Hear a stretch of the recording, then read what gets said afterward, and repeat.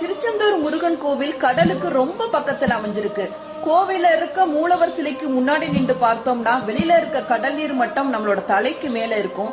இத பாக்குறப்ப சுனாமி அலைகள் வந்துச்சுன்னா கோவில மூழ்கடிக்க கூடிய சாத்தியக்கூறுகள் நிறைய இருக்குன்னு தெரியும். டிசம்பர் 26, 2004 அன்னைக்கு ஏற்பட்ட சுனாமி கடற்கரை பகுதி எல்லாம் அடிச்சு தும்சம் பண்ணுச்சு.